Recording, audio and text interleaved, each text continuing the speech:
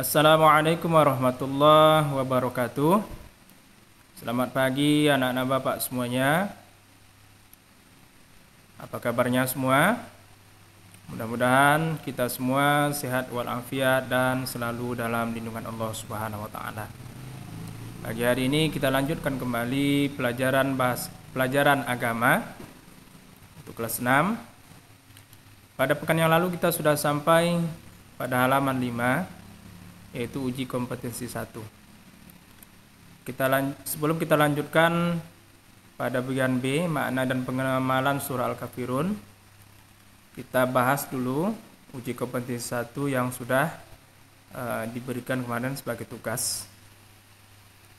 Berarti setelah pembahasan ini, kalau masih ada yang belum mengumpulkan tugas halaman 5, maka tidak akan Bapak nilai lagi ya.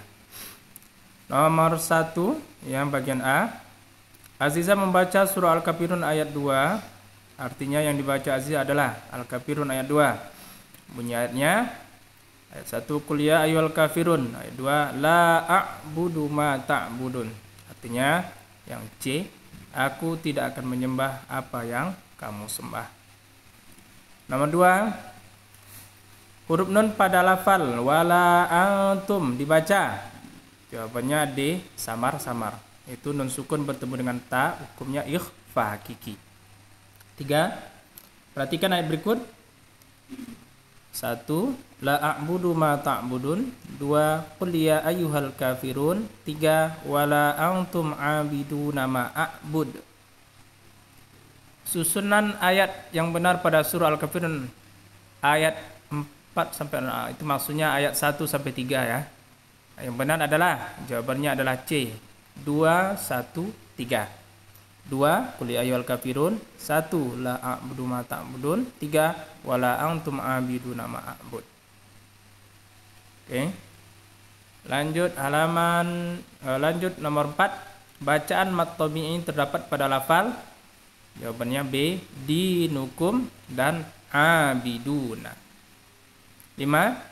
Pasangan yang benar antara lafal dan arti yaitu yang betulnya A, abidun, penyembah. Ya. Lakum itu bisa juga diartikan bagi kamu atau bagi kalian, tapi di dalam surah Al-Kafirun artinya bagimu, bagi kamu.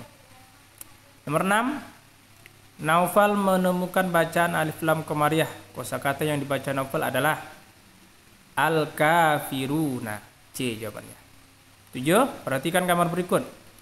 Wala antum abiduna ma a'bud. Nah, di sini wala antum abiduna ma a'bud. Nah, kalau wala antum abiduna ma a'bud yang dimaksud ayat 3, maka jawabannya adalah C, dan kamu bukan penyembah apa yang aku sembah. Tetapi kalau yang dimaksud wala antum abiduna ma'abudnya ayat 5, maka artinya adalah dan kamu tidak pernah pula menjadi penyembah apa yang aku sembah. Karena di dalam surah Al-Kafirun wala antum abiduna ma'abudnya itu ada 2, ayat 3 dan ayat 5. Jadi jawabannya adalah A dan C. Nah, bagi yang menjawab salah satunya Bapak betulkan. 8, Najma membaca lafal lakum dinukum. Najma menemukan bacaan ya, mim sukun bertemu dengan dal. Ya. Huruf mim sukun bertemu dengan huruf dal, hukumnya adalah izhar safawi. 9, Azizah membaca lafal ma ta'buduna. Huruf yang dibaca panjang adalah ma huruf mim dan du huruf dal. Jadi jawabannya adalah C. 10, Azizah hendak membaca surah Al-Kafirun. Naufal telah berwudu. Ini Azizah kok ada Naufalnya? Salah ya. Harusnya Azizah juga nih ya. Telah berwudu dan berpakaian menutup aurat. Sebelum memulai membaca, Azizah sebaiknya melafalkan titik-titik agar dijauhkan dari godaan syaitan.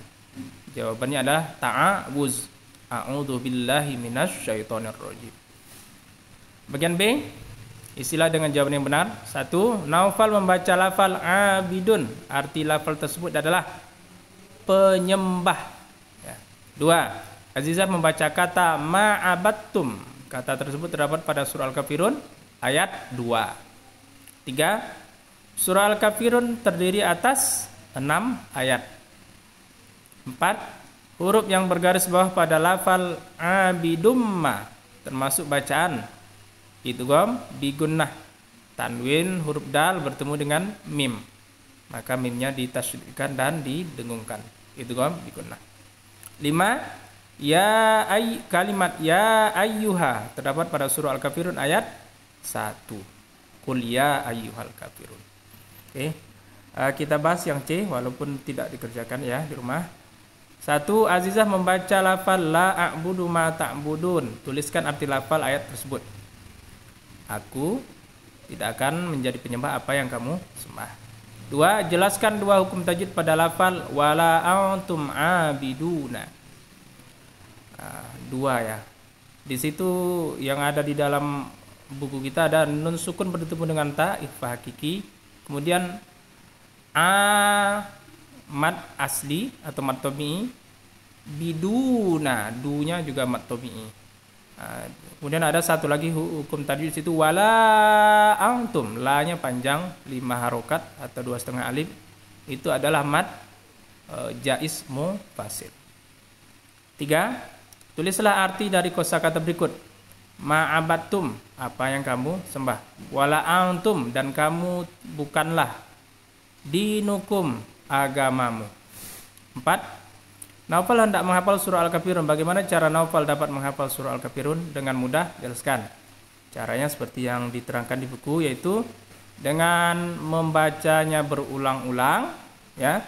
Membacanya berulang-ulang, kemudian dibaca tanpa melihat.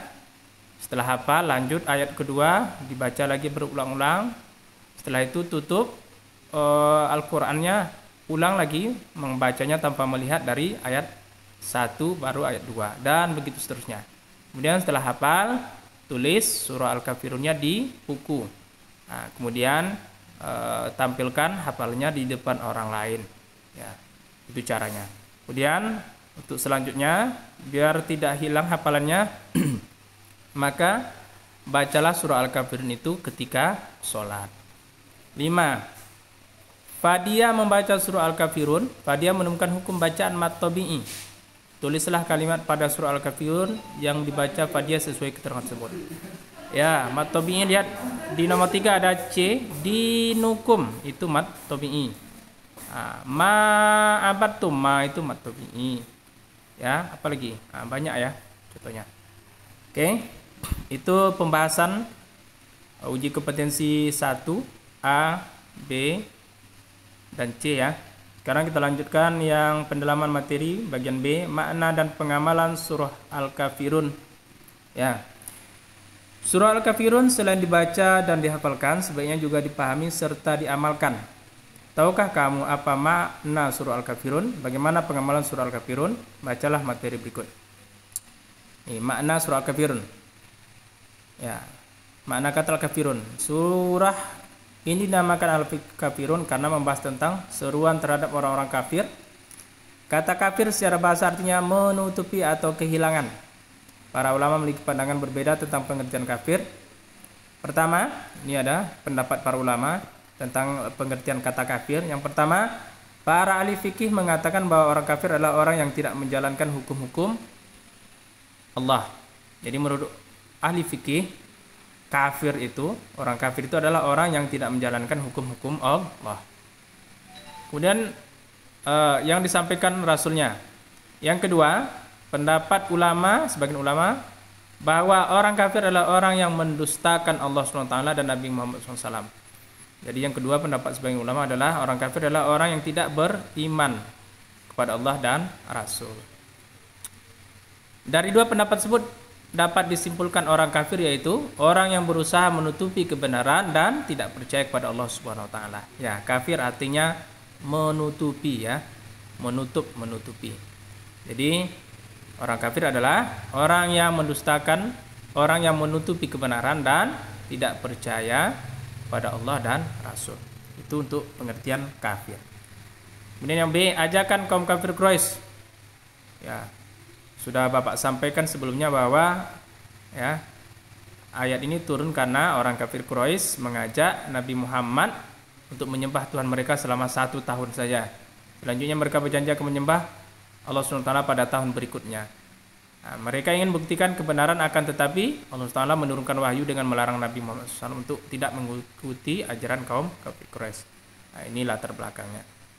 Kemudian kewajiban menyembah Allah SWT. Surah Al-Kafirun juga menjelaskan petunjuk yang tepat dalam menghadapi orang-orang kafir Quraisy. Umat Islam tidak boleh membenarkan dan mengikuti ajaran mereka ataupun memaksa mereka mengikuti ajaran Islam. Nah, ini yang seperti Bapak sampaikan sebelumnya. Al-Kafirun ini adalah surah tentang toleransi. Kita harus menolak dengan keras semua ajakan-ajakan mereka untuk mengikuti ibadah, budaya, dan cara-cara mereka. Dan sebaliknya juga kita tidak boleh memaksa mereka untuk mengikuti ajaran kita. Agama adalah kepercayaan dan hak setiap manusia yang tidak boleh dipaksakan. Setiap muslim wajib mengimani Allah SWT sebagai satu-satunya Tuhan yang wajib disembah. Setiap muslim dilarang menganiaya atau memaki orang-orang kafir karena keyakinan mereka. Nah, ini juga ya. Umat Islam harus meneladani Nabi Muhammad SAW dalam menghormati pemeluk agama lain. Nabi Muhammad SAW hidup rukun dengan pamannya Abu Talib. Abu Talib merupakan salah satu pembesar kaum kafir Quraisy. Abu Talib menyayangi Nabi Muhammad SAW. Abu Talib selalu melindungi Nabi Muhammad SAW dari kekejaman kaum kafir Quraisy. Nabi Muhammad SAW juga sangat menghormatinya. Nabi Muhammad SAW tidak pernah memaksa Abu Talib untuk memeluk Islam. Ya, salah satu paman Nabi Muhammad SAW yang tidak memeluk Islam sampai akhir ayatnya adalah Abu Talib. Abu Talib itu adalah ayah dari Ali bin Abi Thalib, ya, paman Nabi SAW, paman Nabi yang selalu melindungi Nabi, menjaga Nabi, membela Nabi dari serangan-serangan orang kafir Quraisy. Tapi Allah tidak memberikan hidayah kepada paman Nabi tersebut, sehingga sampai akhir ayatnya paman Nabi tersebut tidak memeluk Islam, karena Nabi juga tidak pernah memaksa pamannya untuk memeluk Islam. Nah, kemudian yang kedua, mengamalkan makna surah Al-Kafirun. Nah, jadi yang perlu kita amalkan pengamalannya surah Al-Kafirun ini dalam kehidupan sehari-hari. Yang pertama adalah toleran terhadap pemeluk agama lain. Jadi toleransi. Umat Islam wajib percaya bahwa Islam satu-satunya agama yang hak. Ya, meskipun demikian kita harus toleransi terhadap pemeluk agama lain. Toleransi terhadap pemeluk agama lain dapat diterapkan dengan memberikan kebebasan dalam beribadah, tidak mengganggu dan tidak memaksa mereka masuk Islam. Perilaku toleran juga dapat ditunjukkan dengan memaafkan kesalahan orang lain dan mendoakan orang lain agar mendapat petunjuk atau hidayah. Ini yang pertama ya, toleran terhadap pemeluk agama lain. Ya, ini ada kisah tentang pelaku toleran. Nanti silakan baca sendiri. Yang B, bersyukur pada Allah SWT. Sebagai hamba Allah SWT kita wajib bersyukur atas semua kenikmatan yang diperoleh. Bersyukur dapat dilakukan dengan ucapan ataupun tindakan. Allah SWT telah memberikan nikmat kesehatan. Naufal bersyukur atas nikmat sehat dengan mengucapkan kalimat alhamdulillah, alhamdulillahirabbil alamin. Selain itu, Naufal menggunakan nikmat tersebut dengan memperbanyak ibadah dan belajar sungguh-sungguh. Ya. Bersyukur itu sekurang-kurangnya adalah dengan mengucap alhamdulillah.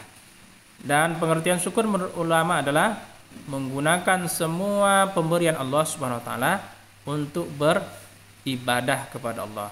Jadi, orang yang bersyukur adalah orang yang menggunakan semua pemberian Allah, baik itu rezeki, umur yang panjang, kesehatan, dan semuanya, harta, untuk beribadah kepada Allah Subhanahu wa taala. Oke. Kemudian ini ada juga hikmah atau yang perlu kita terapkan setelah mempelajari surah Al-Kafirun. Yang ketiga, rajin beribadah kepada Allah SWT. Kemudian yang empat, yang D, simpati dan lemah lembut. Ya. Simpati itu adalah rasa kasih, rasa setuju, dan rasa suka, meliputi perasaan sedih, gembira, suka, dan duka. Nah, jadi bersimpati itu ketika ada orang yang kesusahan, maka kita bersimpati dengan ikut merasa sedih dan menunjukkan kesedihan kita dengan ikut membantu dan mendoakannya. Kemudian berempati. Empati merupakan salah satu perilaku terpuji yang patut diteladan. Berempati dapat dilakukan dengan menerapkan sikap peduli dan memahami perasaan sesama. Azizah, keluarga bertakziah saat ada tetangga meninggal dunia. Ini adalah salah satu bentuk empati. Kemudian menjaga perdamaian, ya. Yang G, menghormati tetangga. Ya, tetangga adalah keluarga kita yang terdekat. Maka kata Nabi, jika kamu beriman dengan hari akhir, siapa yang beriman dengan Allah dan hari akhir, hendaklah ia memuliakan tetangganya. Nah, selanjutnya, ini untuk tugas pekan ini adalah uji kompetensi 2A, ya, nomor 1 sampai 10, dan B nomor 1 sampai 5, ya. Silakan kerjakan lagi nanti di buku tulisnya, ya, dan dikumpulkan pada hari Jumat yang akan datang. Terima kasih atas segala perhatiannya. Billahi taufiq wal hidayah. Assalamualaikum warahmatullahi wabarakatuh.